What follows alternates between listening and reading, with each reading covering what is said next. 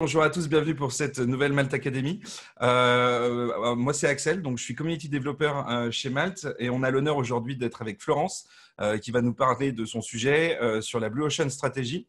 Le temps que tout le monde se connecte à la Malte Academy, donc là on est déjà 80, mais on en attend encore quelques-uns.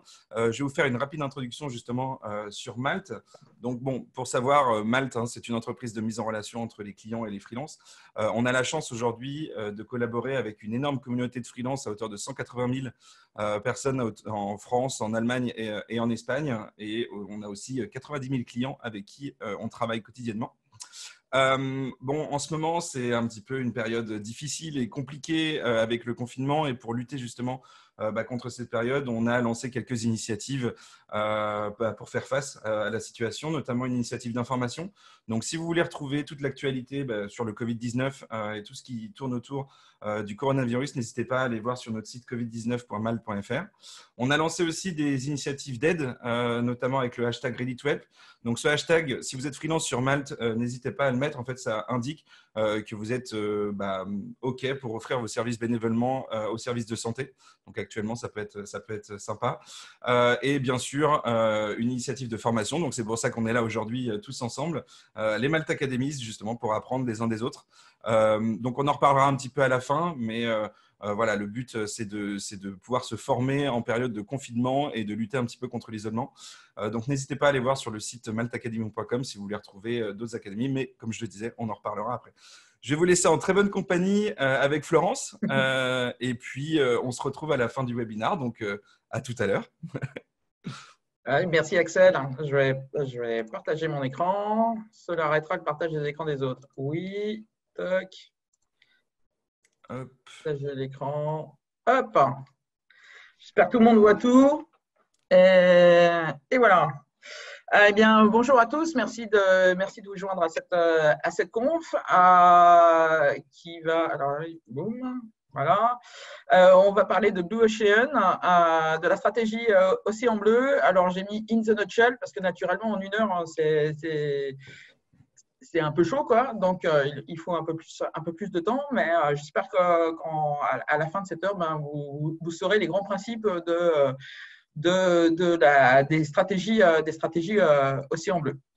Alors, je me présente, je m'appelle Florence Arnal. Alors, j'utilise souvent le diminutif Flo parce que quand j'ai travaillé aux États-Unis, Florence, ils n'arrivaient pas à prononcer. Donc, Flo, c'était court et ça allait vite. Et au moins, j'étais sûr qu'ils n'allaient pas écorcher quoi que ce soit. Je suis product manager, alors product management puisque c'est assez large. Moi, je considère qu'il y a 3 parties. Hein. Il y a une partie stratégie, une partie technique. Axel, je pense que tu dois couper ton micro parce qu'autrement, on t'entend taper. Voilà. Une partie technique et puis une partie marketing. Donc, moi, j'ai fait les 3, mais je suis plutôt maintenant sur la partie stratégique ou la partie marketing. Et j'ai eu la bonne idée de me lancer en freelancer 1 semaine avant le confinement. Voilà, donc c'était très malin. C'est juste pour l'anecdote. Avant de partir sur la stratégie Océan Bleu proprement dit, on va refaire déjà pendant 10 minutes un passage sur des stratégies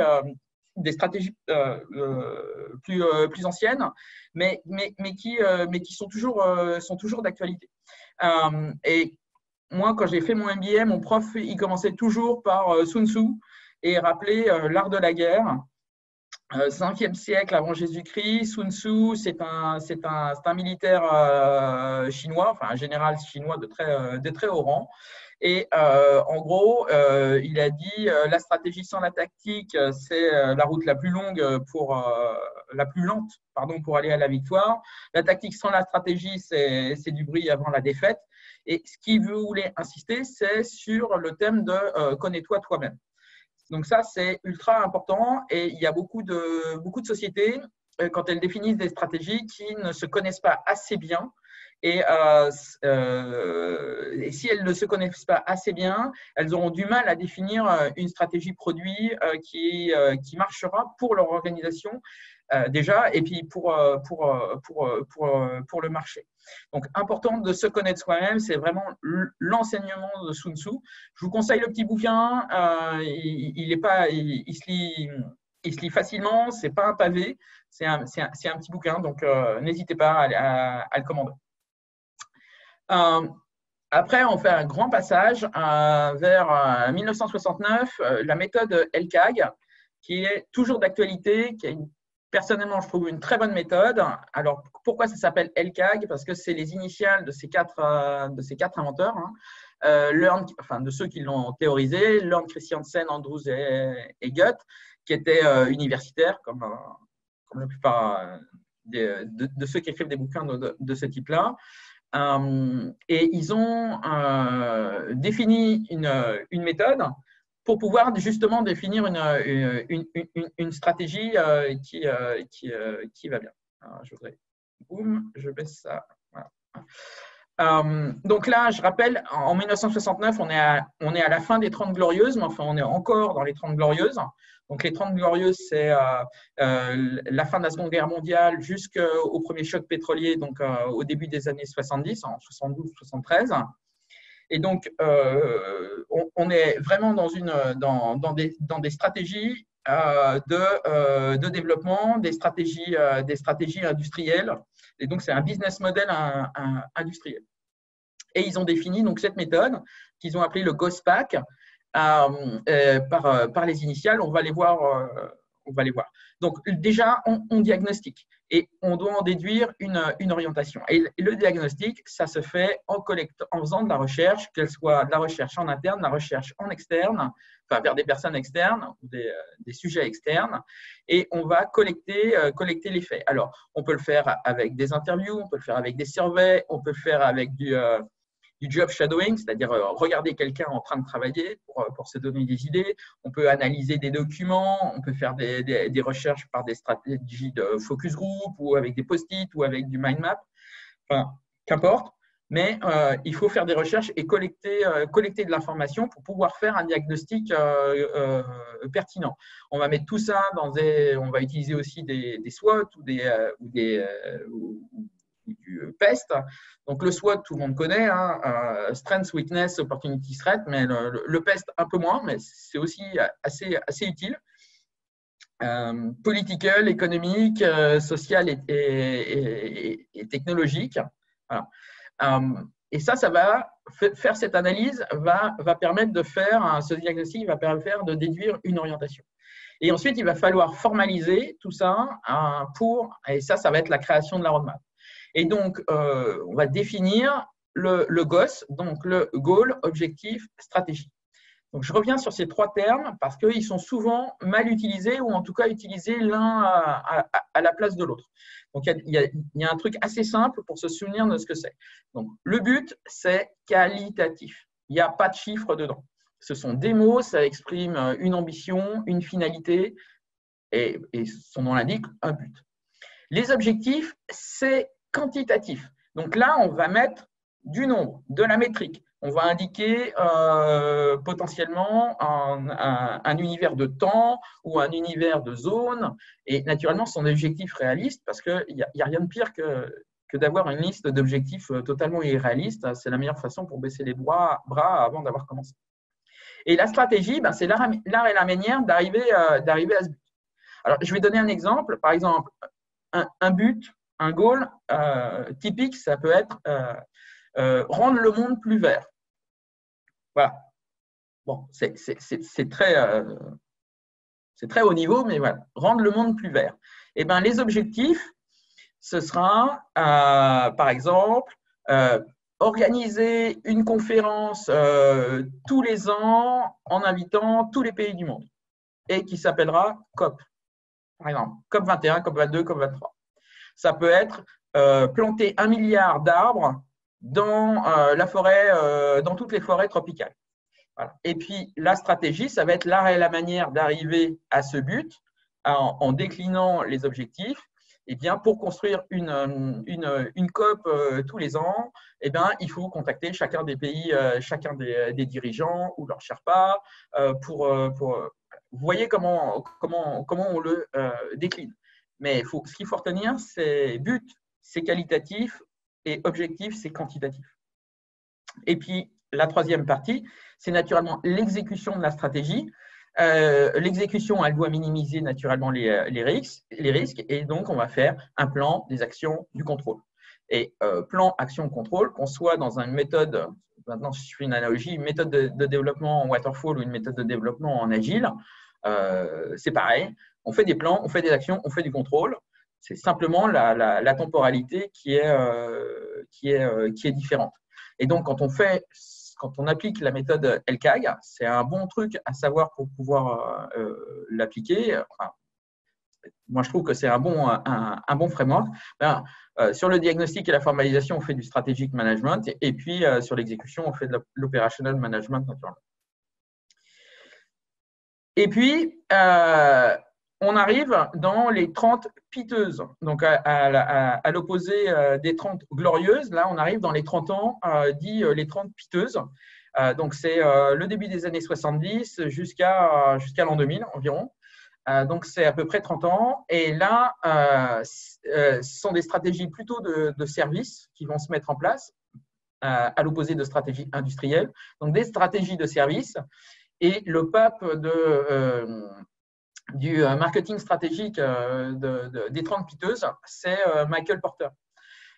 Donc, Michael Porter, c'est un prof à Harvard et il a écrit un bouquin qui s'appelle Competitive Advantage. Alors là, à l'opposé de Sun Tzu, qui est un petit bouquin, ça, Competitive Advantage, c'est un méga pavé. Personnellement, je ne suis pas arrivé au bout parce que je trouvais ça franchement trop long. Mais c'est quand même super intéressant. Et lui, il donne pour lui, son mindset, son mental, c'est la compétition. Et il dit la compétition, elle est au cœur de tous les succès ou des échecs des sociétés. Et il a défini deux stratégies complètement exclusives. On fait soit l'une, soit l'autre. Et c'est soit de la différenciation, soit de la domination par les coûts. Donc, c'est l'un ou l'autre. Et là, voilà, je donne des exemples qui sont quand même emblématiques. Donc, typiquement, domination par les coûts, Ryanair, ils ont même écrit ça dans leur logo, The Low Fare Airline. On paye pour un voyage supplémentaire. Il faut arriver 1 heure avant le décollage parce qu'autrement, on n'entre pas dans l'avion parce qu'ils veulent éviter tous les délais. C'est effectivement très peu cher. On ne va pas atterrir à Charles de Gaulle ou à Orly, mais plutôt à Beauvais ou voilà, dans des aéroports plutôt de seconde zone. Et c'est la stratégie de la domination par le coût, du low cost. Ryanair, c'est l'exemple typique. À l'opposé, l'exemple typique dans le monde de l'aviation, c'est Emirates. Emirates, dans la première classe, vous avez des douches chaudes. Vous avez un lit avec des vrais draps. Voilà. Et donc, c'est donc là, c'est l'exemple emblématique de la différenciation. On peut faire l'exemple entre Formule 1 et le Ritz-Carlton, on peut faire l'exemple entre Cristalline ou l'eau d'Évian. Moi, j'ai vu des années où, une année, l'eau d'Évian, elle avait sorti une bouteille en verre en forme de grosses gouttes et remplie de paillettes, quoi. Donc, c'est vraiment de la différenciation et cette bouteille, les gens la gardent. Et parmi les outils, Porter, il a mis en place un outil qui s'appelle les 5 forces et qui est un outil assez simple, mais très efficace pour réfléchir à quel est l'environnement compétitif. Donc, c'est très simple. Il prend l'offre, il la met au milieu et puis il va se poser 4 questions. C'est qui demande cette offre? Qui sont les fournisseurs? Qui sont les substituts, c'est-à-dire la compétition, qui répond à… Voilà.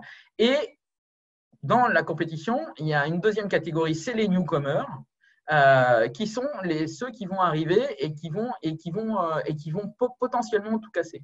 Et dans cette catégorie, il la divise encore en deux, en disant, il faut faire attention, il y a ceux qui sont dans le même monde, ceux qui font la même chose, mais qui ne sont pas tout à fait dans le même monde, et ceux qui sont totalement hors de la photo initiale et qui arrive comme un cheveu sur la soupe et qu'on n'attend pas. Alors, l'exemple typique, c'est TF1. Quand TF1 a été privatisé, il y a eu un appel d'offres et c'était soit il y avait trois compétiteurs, mais en fait deux gros. Ça s'est joué entre Hachette, qui était ultra légitime pour la privatisation de TF1, et Bouygues. Bouygues, qui à l'époque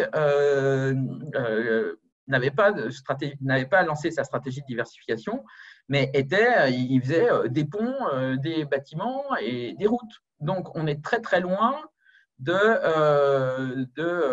la télévision, de l'amusement, de l'entertainment, des stars, de Anne Sinclair et de Patrick Poivre d'Arvor.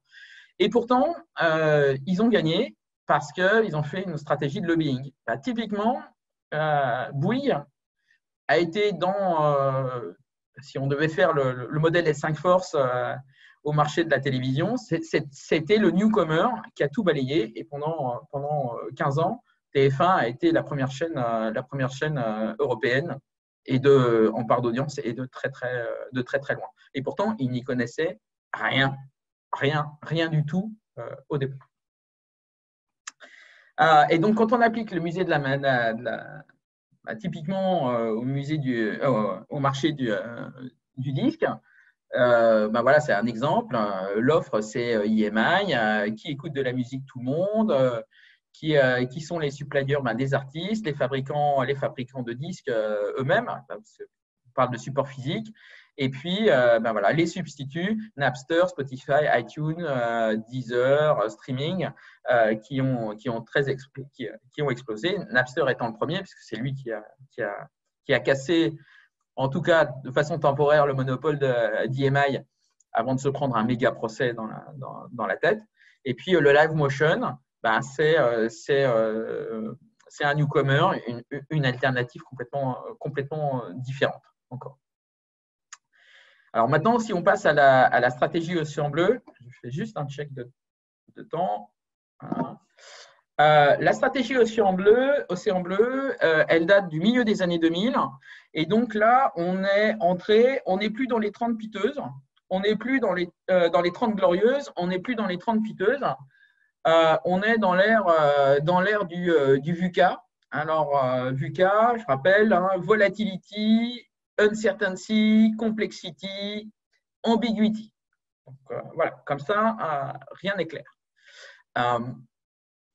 Et c'est l'ère dans laquelle on est actuellement. Ça a démarré au début des années 2000 et puis voilà, on est encore dedans. Et bon, en termes d'uncertainty, le Covid est quand même un super exemple.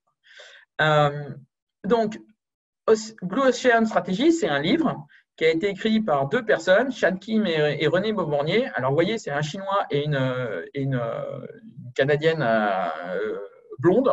Donc, c'est vraiment le couple improbable. Ils étaient tous les deux profs à l'INSEAD. Et là, on peut faire un petit cocorico parce que c'est quand même l'école de management par excellence.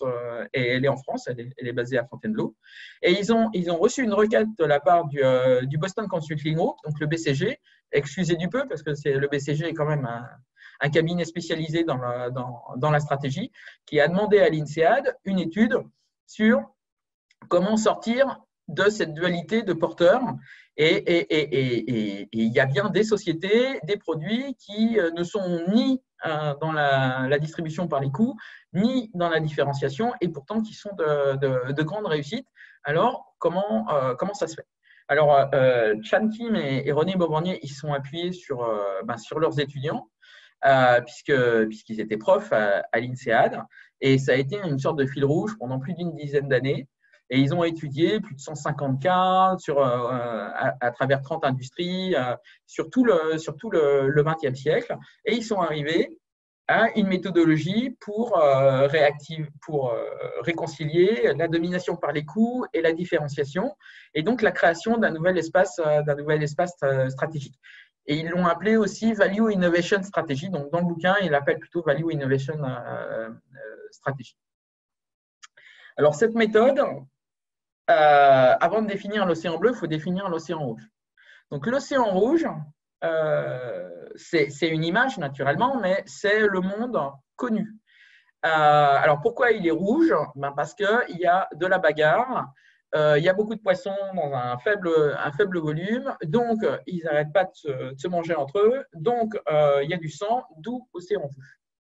Et donc, c'est l'univers concurrentiel, voilà, c'est pour illustrer l'univers concurrentiel, qui est un univers connu. On va exploiter la demande existante, où les sociétés vont faire un choix stratégique qui est soit la différenciation, soit le low cost. On va s'adapter aux tendances externes quand elles arrivent. Et puis, on va faire la chasse au coût, on va aller regarder l'analyse de valeur, la chasse au coût, faire en sorte d'avoir une marge qui va bien, etc. Et à l'opposé, l'océan bleu, c'est exactement le contraire, c'est l'inconnu. Donc là, l'océan, il est bleu parce que le poisson, il est tout seul et naturellement, comme il est tout seul, il n'y a pas de bagarre, donc il n'y a pas de sang, donc l'océan reste bleu. Et l'idée, c'est qu'à partir du moment où l'océan reste bleu et que le poisson, il est tout seul, c'est donc qu'il n'y a pas de compétition. Donc, faire un océan bleu, c'est rendre la compétition totalement irrelevant, donc non relevante. Et donc, on va aller chercher une demande qui n'a pas été adressée avant. C'est vraiment ça.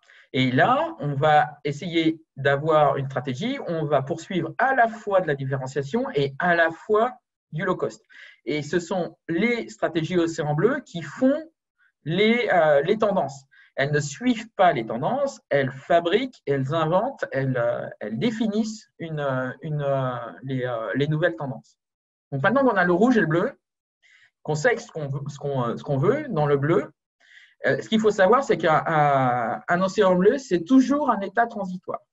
Donc tout le monde connaît un produit, au début, il y a de l'innovation, ensuite, on fait c'est le cycle de vie d'un produit classique, on fait de la conquête avec de la segmentation, on essaye de se différencier. Ensuite, quand on est dans la maturité, dans la phase de maturité, on veut fidéliser ses clients parce qu'on sait qu'on a moins de conquêtes, donc on veut fidéliser. On va se focaliser sur le marketing, on va commencer à regarder très très fort les coûts pour baisser les prix, baisser les coûts et garder sa marge.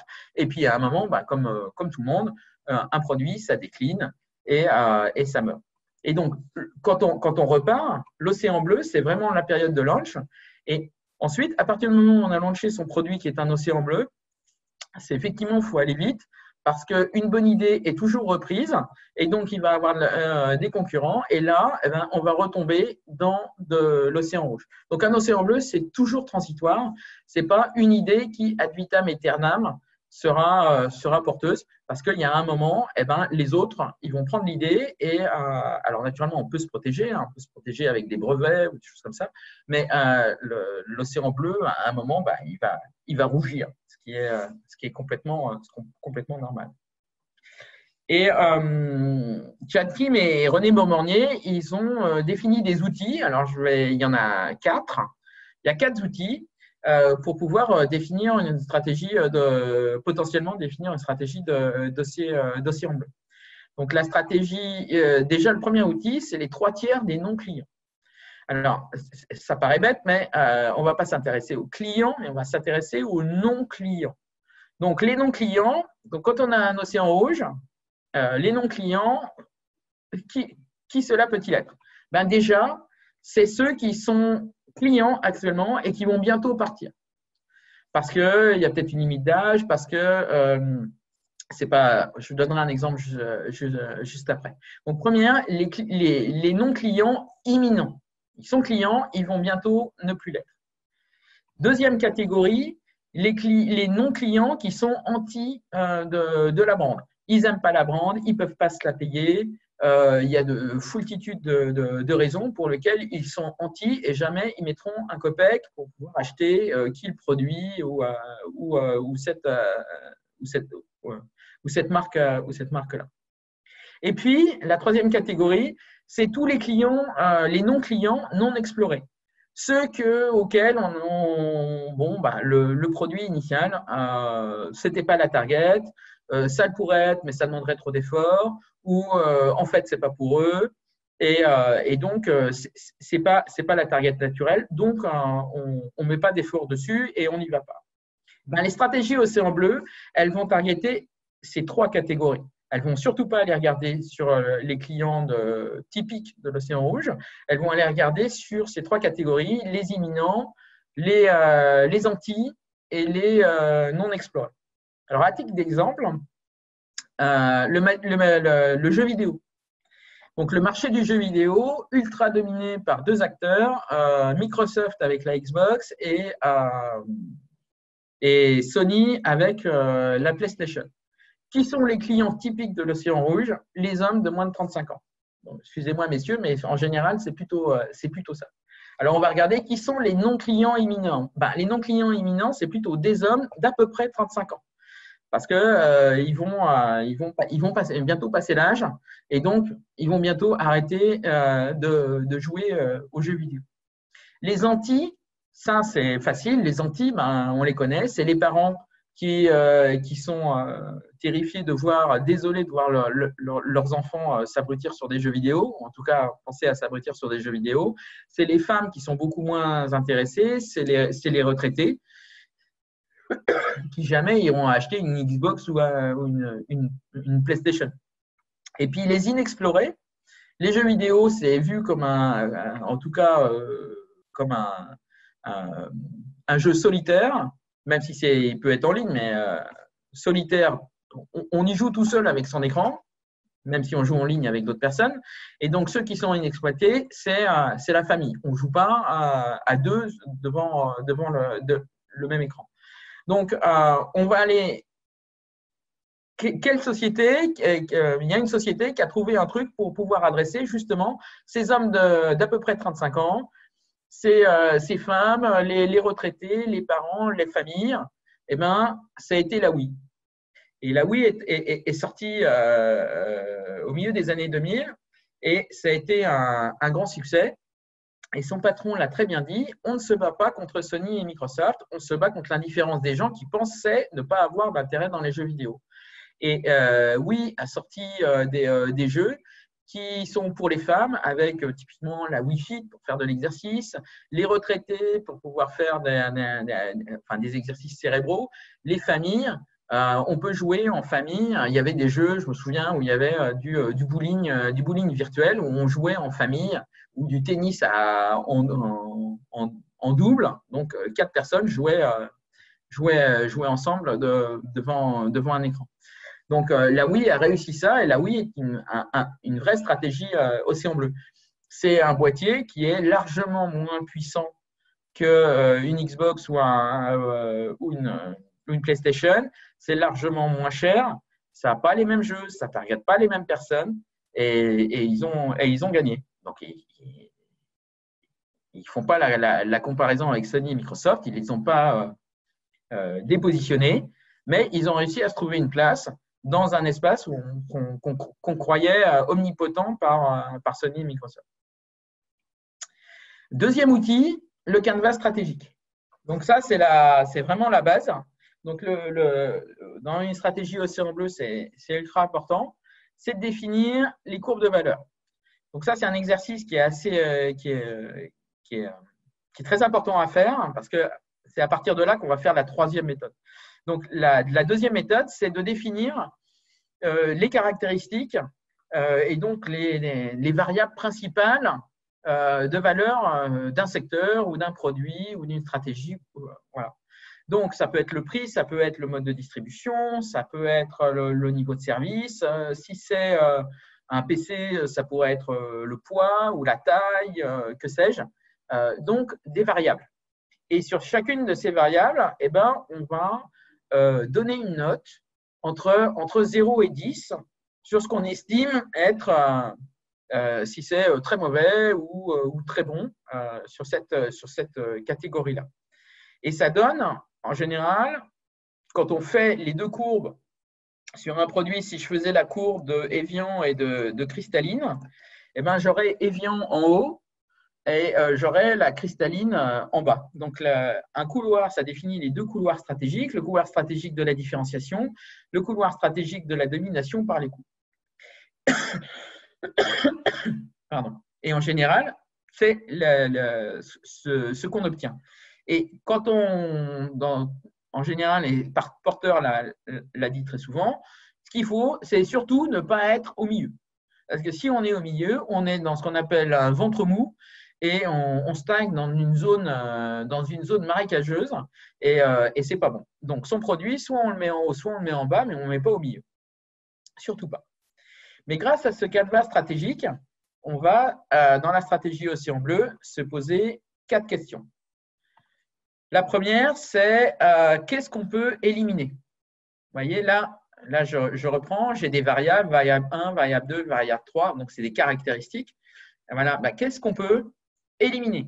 Qu'est-ce qui peut être purement et simplement, totalement éliminé, alors que c'est un facteur que le secteur, l'industrie considère comme évident? Et il faut vraiment se poser la question, qu'est-ce qu'on peut éliminer? Deuxième question, qu'est-ce qu'on peut réduire très, très en deçà de ce que le standard de l'industrie le recommande? Et à l'opposé, qu'est-ce qu'on peut augmenter très au-dessus toujours de ce que l'industrie, de ce qui est communément admis par l'industrie? Et puis enfin, ça c'est la partie très difficile, c'est qu'est-ce qu'on peut créer sur lequel l'industrie, le produit, le secteur n'avait jamais pensé et qui en fait un différenciateur complètement le différenciateur. Et en fait, c'est en utilisant ces 4 action frameworks où on va éliminer, réduire, ce qui va faire baisser les coûts et pour libérer de la capacité d'investissement pour augmenter et créer, et donc de la valeur pour le client. Et l'intersection des deux, c'est la Value Innovation Strategy. C'est Value Innovation, c'est donc le cornerstone, la pierre angulaire de la stratégie Océan Bleu. Et donc là, ça se résume en une seule question. Qu'est-ce qu'on peut éliminer et réduire pour augmenter et créer? Alors, un exemple de ce 4 Action Framework, c'est typiquement l'iPad.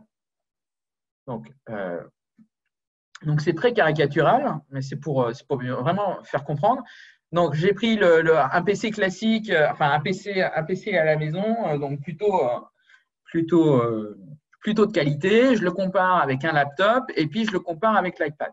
Alors, dans les stratégies Océan Bleu, souvent, quand on ordonne les variables dans le bon ordre, on va avoir toujours une courbe qui, au lieu d'être tout en haut ou tout en bas, une courbe qui va croiser l'écran. Et quand on regarde l'iPad, quand c'est sorti, des keyboards, il n'y en a pas. Il n'y a plus de keyboard physique, il n'y avait plus de clavier physique. En termes de connectivité, c'était réduit quand même à son plus simple appareil. Il y avait un connecteur pour l'alimentation, le connecteur Lightning, et une prise jack pour les écouteurs. C'est tout. Pas de prise HDMI, pas de prise USB, pas de connectivité RJ45 ou quoi que ce soit.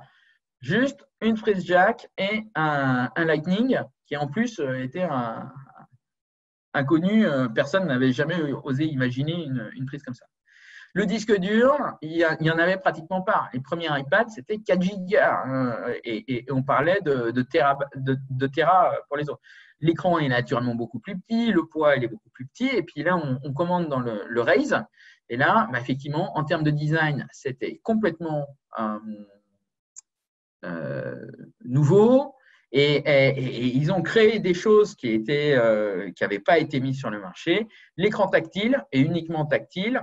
Le cloud pour pouvoir, une offre associée à du cloud pour pouvoir sauvegarder ses données, sauvegarder ses photos, ses vidéos, parce qu'il n'y a pas de capacité dans l'iPad lui-même. Et puis, l'association avec l'App Store qui donnait le côté ludique, mais aussi professionnel de l'offre. Donc l'iPad, c'est un vrai océan bleu. C'est l'un des exemples les plus typiques avec Nespresso, par exemple. Et puis le quatrième outil que René Beaumorgnier et Sean Kim ont défini, c'est c'est les 6 chemins. La partie difficile quand on fait une stratégie océan bleu, enfin quand on réfléchit à une stratégie océan bleu, c'est la partie create du modèle Eliminate ERRC, donc Eliminate, Reduce, Raise et Create. Et donc là, ils ont donné des pistes pour se poser les questions. Essayez de regarder sur des solutions alternatives. Essayez de regarder à l'intérieur, si vous êtes dans un grand groupe, à l'intérieur d'un groupe, comment vous pourriez vous associer avec d'autres parties de ce grand groupe. Essayez de regarder quelle est la chaîne d'achat du produit. Si on peut faire des complémentarités ou des offres de services complémentaires. S'il y a un aspect émotionnel ou fonctionnel. Typiquement, là, oui, il y avait un aspect complètement émotionnel de l'acheteur. Et puis, naturellement, le facteur temps, parce que le facteur temps, de toute façon, celui-là, il existe tout le temps. Donc, des exemples.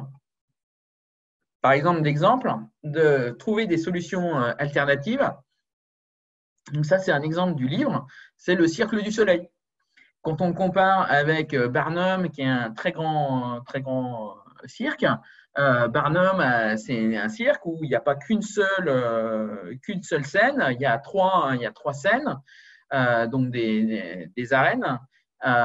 Et quand on regarde le Cercle du Soleil, il n'y a pas de stars, il n'y a pas d'animaux, alors que dans n'importe quel cirque qui se respectait, il fallait un lion, un tigre, un éléphant, un chameau, que sais-je, une girafe.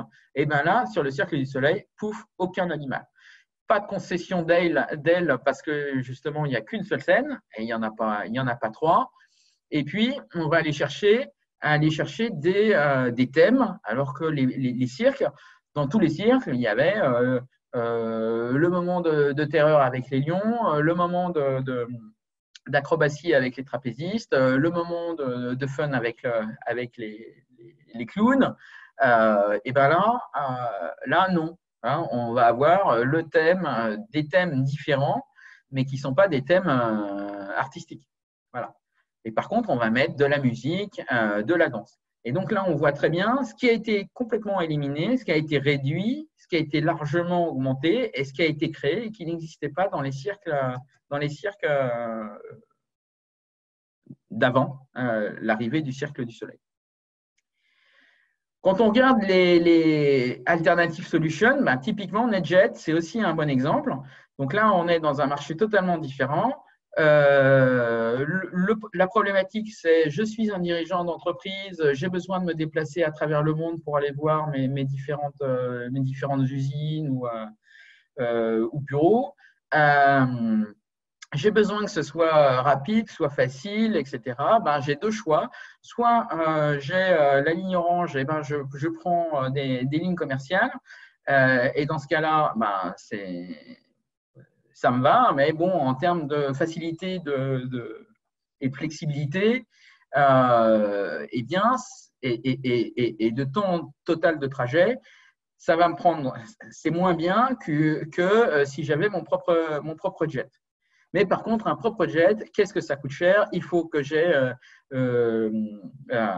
paye l'avion, l'entretien, le hangar, louer la piste d'atterrissage, les pilotes, enfin 2 pilotes au moins, qui dorment quand même 8 heures par nuit. Donc, il faut 4 pilotes, voire 6 pilotes, des hôtesses de l'air, des stewards, etc. Tout ceci, c'est un gouffre financier. Et NetJet est arrivé avec une offre du meilleur des deux mondes, en disant, en fait, c'est une offre de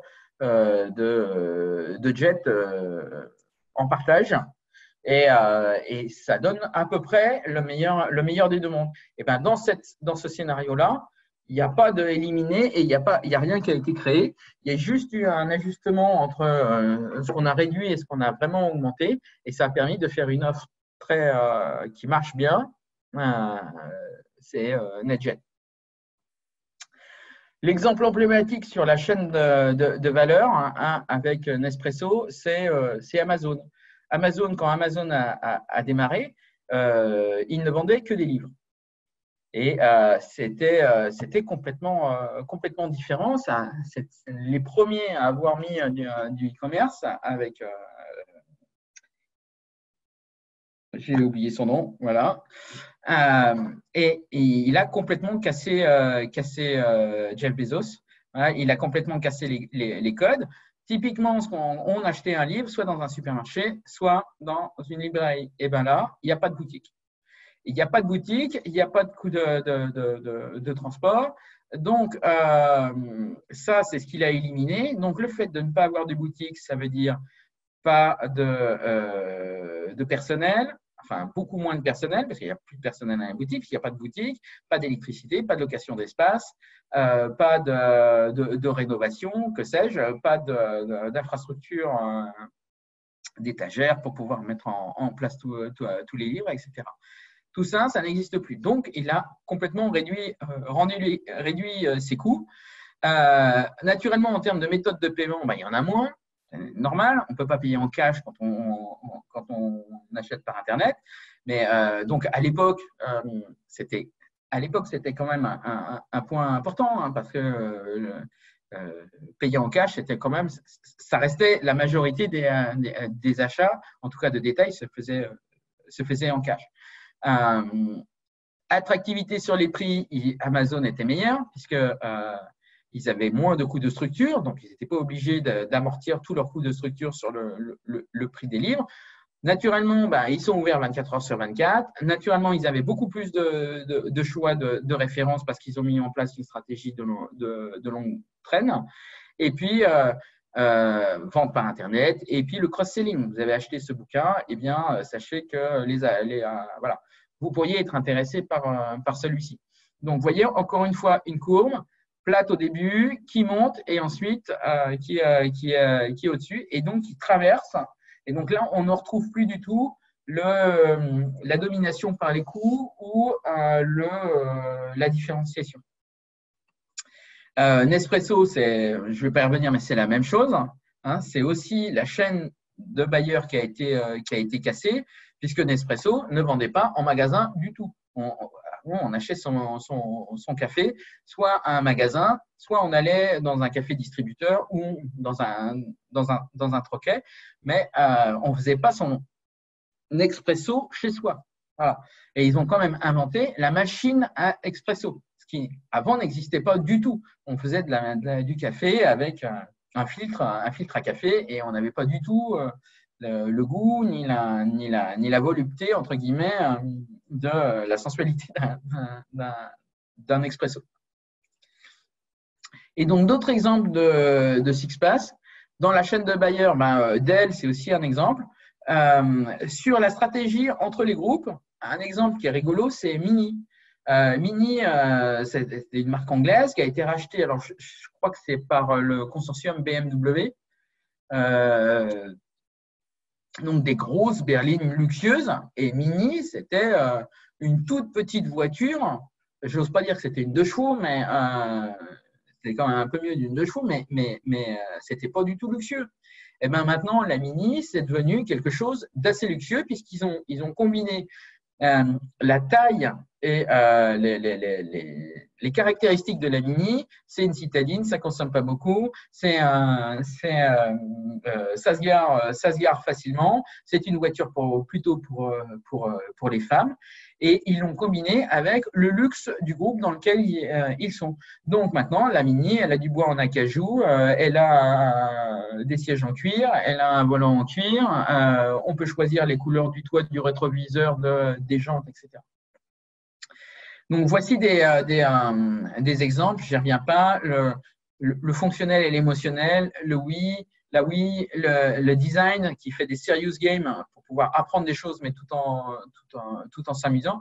Les offres complémentaires, naturellement, l'iPad associé à l'iTunes et puis l'App Store, c'est typiquement des offres complémentaires à l'intérieur d'un même groupe. Et puis, une façon d'implémenter des stratégies océan bleu. Alors, il y a une méthode dans le bouquin qui, franchement, moi, m'a pas tellement plu et elle m'a pas été recommandée. Et par contre, mon ancien prof, qui est le spécialiste des stratégies océan bleu en France, qui s'appelle François Casal, d'ailleurs, lui, il a une méthode et elle me paraît assez saine. Donc, lui, son idée, c'est de dire il faut déjà, pour faire une stratégie océan bleu, on va diviser les gens parce que toute cette stratégie océan bleu et ces méthodes, c'est des méthodes pour faire parler. C'est vraiment ça. Hein. L'idée, c'est de faire parler et qu'à l'intérieur de l'entreprise, il y ait des consensus ou en tout cas, les gens se parlent pour arriver à des accords et que les anti deviennent des sleeping dogs, les silencieux deviennent des fans, mais faire participer les gens. Toutes les stratégies de groupe, c'est ça. Et Blue Ocean Strategy, c'est une stratégie de groupe. Ça ne se fait pas tout seul dans son coin, ça c'est sûr. Donc, on a besoin d'aller collecter de l'information. Donc, on revient à LCAG où il faut faire le diagnostic, il faut collecter de l'information. Donc, là, on va splitter. Donc, lui, son truc, c'est de splitter en 3 groupes. Parce que si vous mettez un sales de base avec le patron de l'entreprise, il va être tétanisé, hein, ou le développeur, ou le testeur, il va être tétanisé. Donc, c'est assez ségrégationniste comme méthode, mais là, on va déjà faire 3 groupes.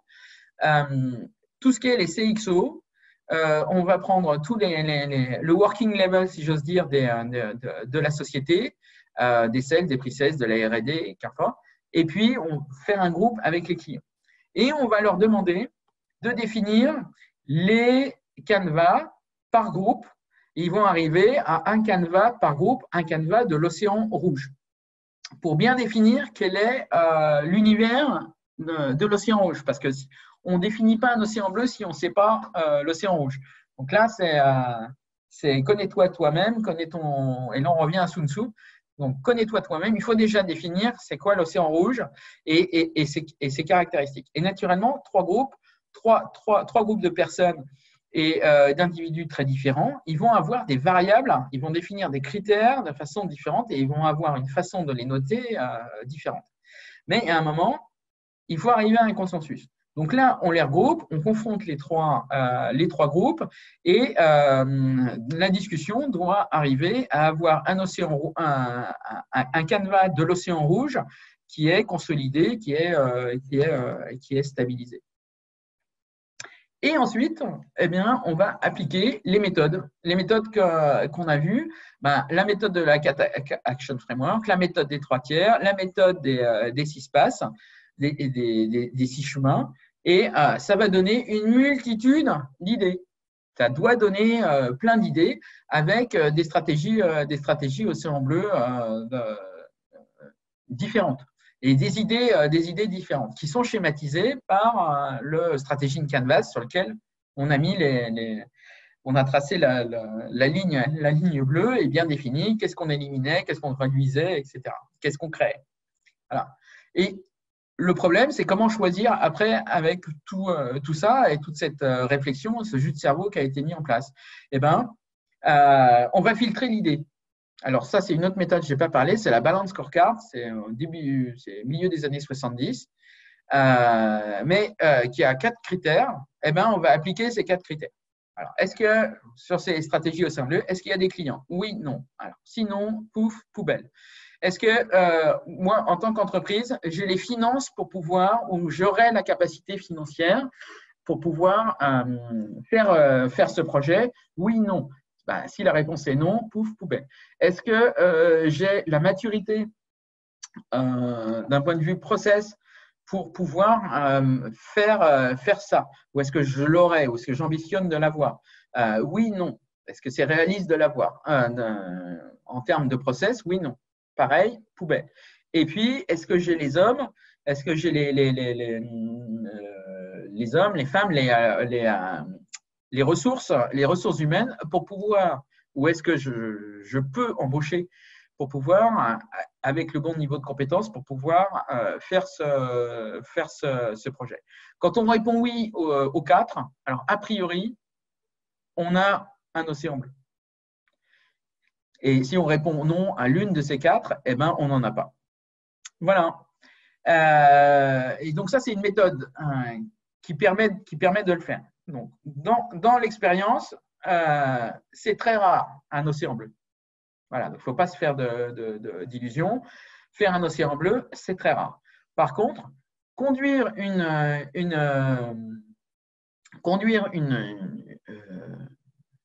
transformation à base de la méthodologie océan bleu, ça, c'est beaucoup plus courant. Et ça permet, de toute façon, ses vertus, c'est de faire parler. Et c'est de faire se rencontrer et d'avoir une société dans laquelle les gens arrêtent de nager dans leur propre couloir et de casser les baronnies. Et c'est une très bonne méthode pour pouvoir y arriver. Parce que justement, il y a ce côté un peu ludique des 3/4, des 6 passes, du Cat-Action Framework. Et comme c'est assez visuel, ça permet de travailler avec un papier, un crayon, un dashboard pour pouvoir vraiment avoir une stimulation de groupe quand on fait. Voilà. Eh bien, des questions. Je ne sais pas où il faut que je regarde. Voilà. Alors, du coup, il y a quelques questions sur la partie converser, si tu veux. Alors,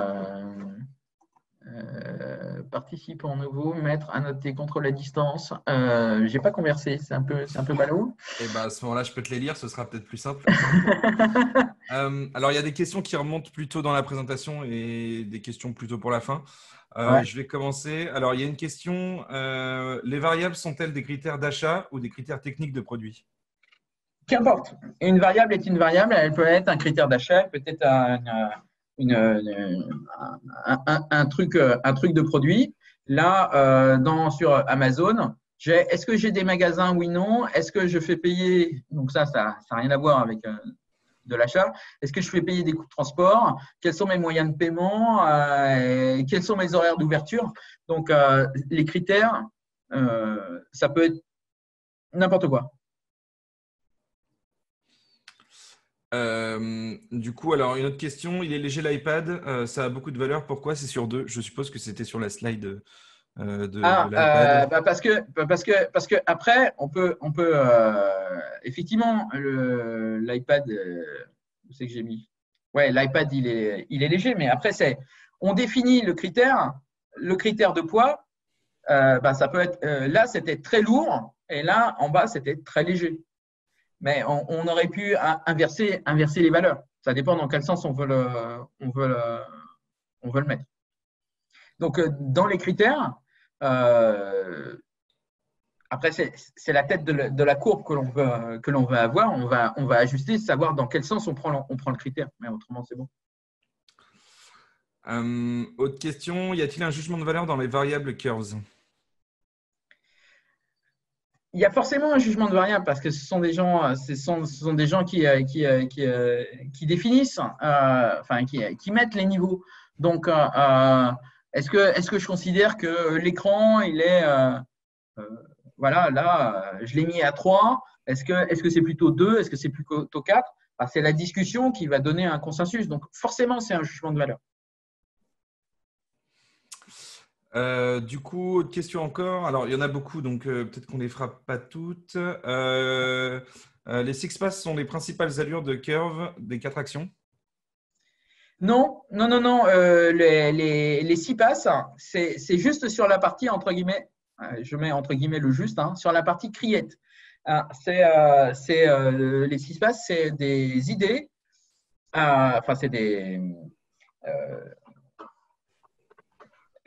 c'est ce que recommandent Chan Kim et René Borbornier. Allez regarder dans la partie est-ce qu'il n'y a pas des solutions alternatives, etc., dans ces 6 chemins, pour pouvoir trouver l'idée ou les idées qui vous permettront de faire la partie create du modèle. Parce que la partie create, elle est vachement dure, en fait. Voilà. Donc, c'est une évolution. Donc, les 6 passes, c'est pour la partie create. Alors, une autre question. Alors, il y a 2 questions qui peuvent se ressembler. Est-ce applicable à une startup? Ah, bien sûr. Bien sûr que c'est applicable à une startup. Amazon, quand ils ont commencé, c'était une startup. Donc, ça l'est plus, mais naturellement, à l'époque, ça l'était. Tac. Alors, il y a une question sur le diaporama. J'y reviendrai juste après. Est-ce que je vais te la poser maintenant. Est-ce que tu serais prête à laisser ton diapo aux participants? Bien sûr. Ok, super. Est-ce que tu peux mettre le lien du coup dans l'onglet converser si tu l'as? Sinon, je vais le mettre. Alors, ouais, je vais le mettre. Mais par contre, converser, c'est marrant, je le voyais au départ, mais là, je le vois plus. Normalement, tu l'as en bas dans les onglets, ou alors tu l'as, vu que tu partages ton écran, tout en haut, quand tu passes ta souris sur le bord de ton écran, tu as Ouais, des onglets j'ai qui s'ouvrent. muet, arrêter la vidéo, le nombre de participants, QNR, nouveau partage, mettre le annoter, contrôler la distance, Et plus. dans plus, Autant pour moi. pas de souci. Alors, Conversation. Voilà. Ben, je vais aller là. Je pense que tout le monde voit mon drive. bon, il y a plein de gens qui te disent merci, c'était super. Effectivement, c'était super. Du coup, donc Flo va vous partager son slide. Et puis Ok. voilà, je crois que je n'ai pas loupé de questions, je suis pas sûr. Bien. Obtenir le lien de partage. Ah si, j'en avais une dernière peut-être. Vas-y. Et après, on s'arrêtera là-dessus. Alors, pourquoi l'avis du client n'est pas trop intégré dans la démarche? Ah ben si, l'avis du client, il est intégré parce que justement, quand on le dans l'avant-dernier slide, je pense que j'ai mis le lien, mais je le mettrai sur mon profil Malte et sur mon profil LinkedIn pour ceux qui veulent aussi. Euh, euh, dans la présentation, la flûte, elle est où? Voilà, je la vois plus. Il y a ça. Hop. Dans la présentation, on le voit bien là.